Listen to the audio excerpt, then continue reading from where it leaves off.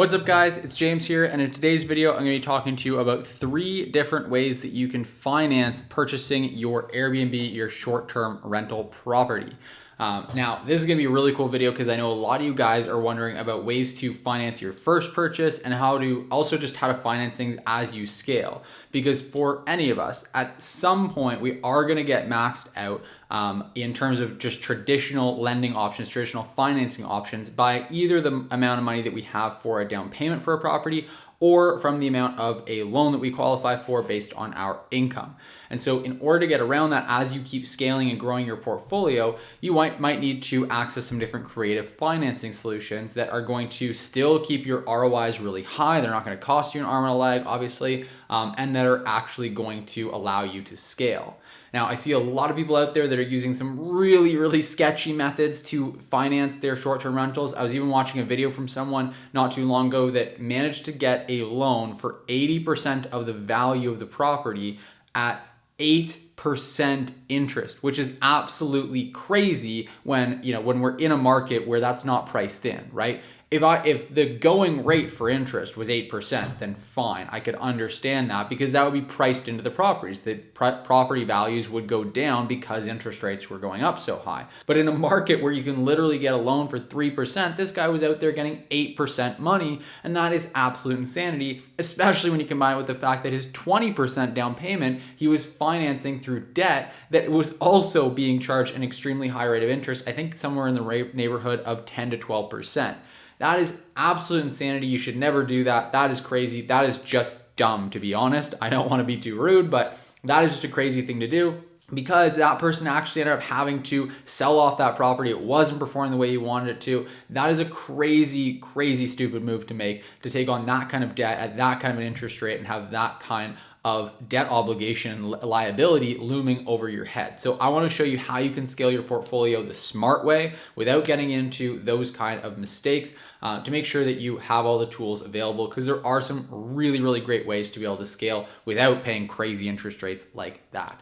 So that's what we're going to be talking about in this video. Again, if you are interested in actually purchasing properties and growing an Airbnb investing portfolio, you want to build up cash flow from investing in short-term rental properties, whether you want to replace your income or you just want to have really great cash flowing investment properties, then I highly recommend that you check out the free training that's going to be linked in the description down below. That's going to walk you through step by step exactly how we invest successfully and intelligently into short-term rental properties. So I highly recommend you check that out. It's going to be completely free. It's linked in the description, and we're also going to give you a free analysis spreadsheet so you can analyze deals, taking into account any of the different financing options that I'm going to talk about in this video, and make sure the deals actually make sense and that the cash on cash ROI is really strong and the overall return on your investment is also really strong. So make sure you check those out. Again, link is in the description down below. So let's talk about it. Now, option number 1, pretty straightforward, traditional financing, right? You just go to a bank, you get a mortgage on the property. That's pretty straightforward. And that works really well if you have the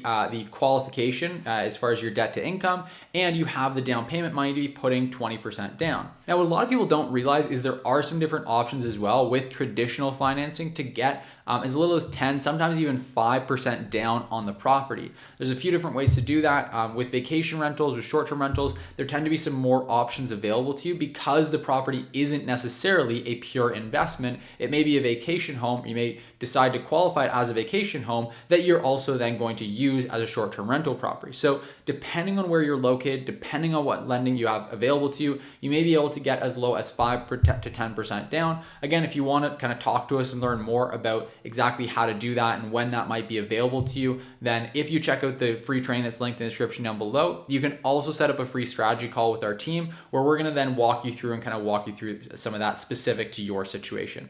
But that's option number 1. A lot of people already know about that. Option number 2 is where it starts to get pretty interesting. So this is really specifically right now in the United States, but it is going to be available throughout the rest of the world over time as lenders get more and more comfortable with short-term rentals. But in the United States, you can actually get lending specifically for short-term rental properties that doesn't actually qualify you based on your income. In fact, they don't even look at it a lot of the time.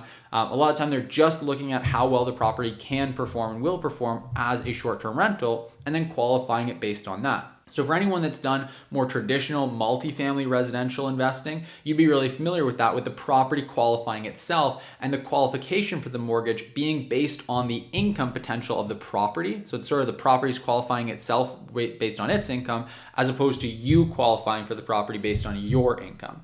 And so in a lot of countries, that's not available for short-term rentals because the financing industry just hasn't evolved to that point yet where they are familiar with and comfortable enough with short-term rentals to be able to lend based on that projected income. But in the United States, there are a few different options where they are lending based on that, and they can actually they'll use on their end tools like, for example, AirDNA to be able to see what the projected annual revenue is on that property and figure out exactly how much they can lend on that property. So that's a really cool option if you aren't going to be able to, if you're kind of maxed out in what you can qualify for personally. That allows you to then use a sort of more traditional lending source that's going to still have a reasonable rate of interest and be able to still finance your property. Again, that is going to require you to put a down payment, but it is not going to require you to qualify for the mortgage with your own personal debt to income ratio. So that's option number 2, really cool option if it's applicable to you based on the location you're in or that you're investing in.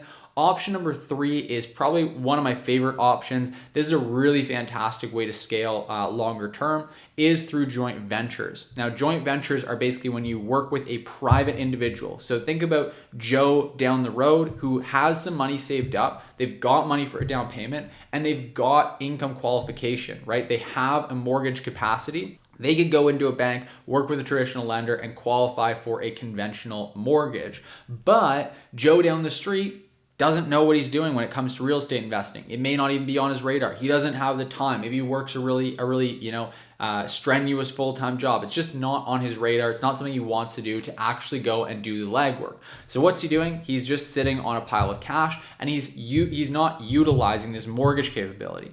And so as a result, he's got this really big opportunity where if he could find someone, if Joe down the road with the money and the mortgage capability could find someone he could partner with who would do the actual legwork of finding the property, getting it set up, managing it, everything like that, then he could actually put that money and that mortgage capability that otherwise is just sitting there decaying to inflation, and he could put it to work without him actually having to be actively involved. So he can be very passive, very hands-off. And then for someone like yourself, that's a really great position to be in because then you can partner up with Joe. He then goes and qualifies for the mortgage based on his income. He provides the money for the down payment, renovation costs, all that sort of stuff. And you actually then get an infinite ROI on your investment because you own equity in the property and equity in the cash flow. So typically that's going to be anywhere upwards of 50% that you would have as being the active partner, which is really fantastic, that you would have in the actual equity of the property and in the cash flow from the property.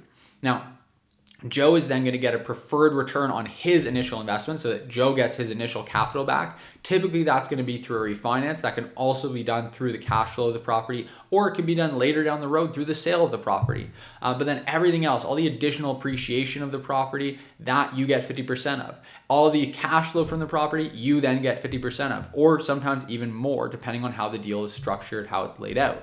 And so that really means that you're getting an infinite ROI because you're not putting any of your own money into the deal, and it allows you to scale infinitely because you can partner with more people like Joe, and you're never going to be limited by your ability to finance or get lending on any of the deals that you do.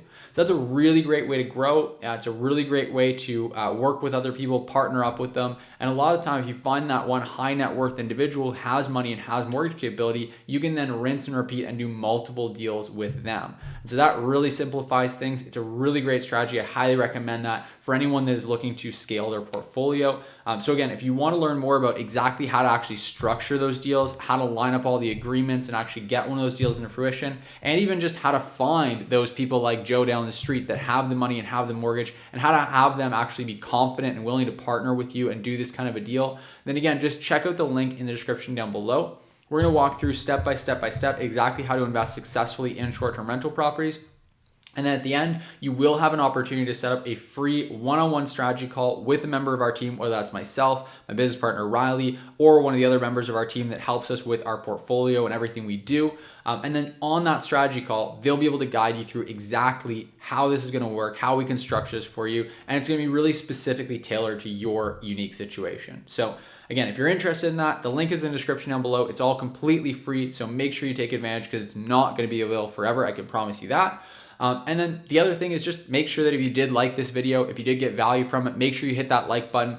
It really does help me out tremendously with growing this channel. So even just taking half a second and clicking that like button does me a really huge favor. So I really appreciate it for any of those of you who do that. Also make sure you hit that subscribe button because I do post 2 new videos every single week on this channel, trying to bring you as much value as possible when it comes to Airbnb and short-term rentals. So make sure you hit that subscribe button to stay up to date with the channel. And also just let me know if you have any comments, questions, thoughts, just drop them in the comment section down below.